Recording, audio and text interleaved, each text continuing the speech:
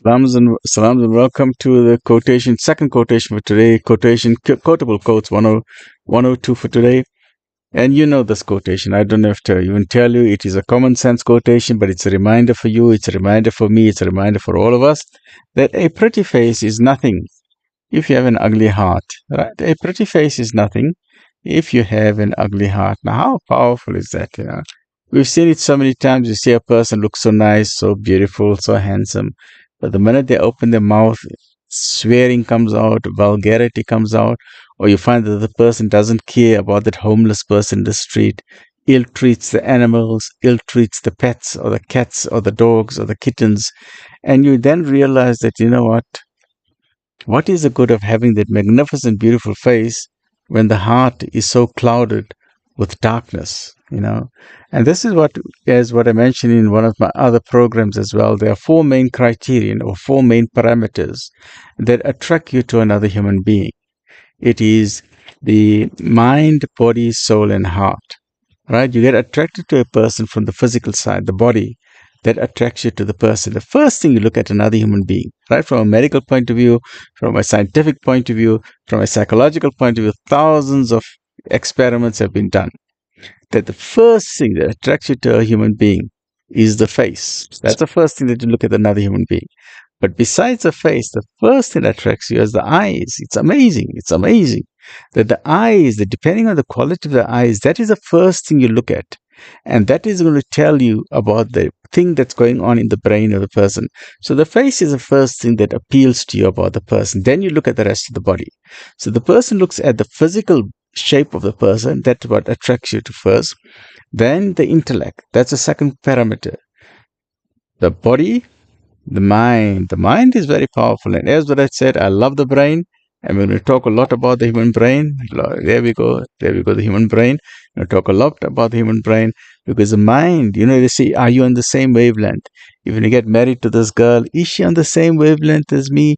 Does she have the same likes and dislikes like me? Are we both doctors? Are we both pharmacists? Or you can be total opposites. They say opposites attract. So maybe you may be a total opposite, but maybe the brain of that person attracts you. The third thing that attracts you to a person is the heart. A person may not look good, a person may not be intelligent, but that person got a heart of gold. They say, that person is so kind, that person is so loving, that, you just fall in love with that person just because of the kindness of that person. So you got a heart of gold. And then the fourth criterion is the spiritual side, the spiritual dimension. So never ever forget that we are not just made out of a body. We are not just made up of atoms and organic and inorganic matter and proteins and enzymes. We have a soul within us. And the soul, it's an absolute fact. You cannot find a soul by science. There's no X-ray that can find a soul. There's no MRI scan for a soul. There's no fMRI for a scan. There's no ultrasound for a soul. You cannot find a soul because the soul is in the spiritual dimension. You have the physical dimension and you have the spiritual dimension. But it is an absolute guarantee that we all have a soul within us. And it is your soul that gives you your spirituality, that makes you think deep. Your soul is your driver. Think of your body as a motor car. But who is driving that motor car? It's your soul. Who is telling you what decisions to make? It's your soul. It is the person inside of you, not even your brain.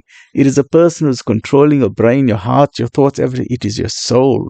And it is the soul that's going to determine whether you're going to fly higher than the angels or you're going to fall lower than the animals. Stay well, look after yourself. So as a reminder, a pretty face is nothing if you have an ugly heart. Try to remember, keep polishing your heart. And as Muslims, you say, zikr is the polish of the heart, because every person's heart has got a stain, has got a darkness on that heart. It's called a rust of the heart. And the only way to remove the rust of the heart is to remember your Creator Supreme. Stay well, look after yourself. I'll try and have a beautiful heart. And surround yourself with people who've got beautiful hearts. And when you got people with beautiful hearts, don't let them go. They are part of your existence. And their heart rubs with your heart and it polishes your heart. Stay well, look after yourself. Alhamdulillah Rabbil Alameen.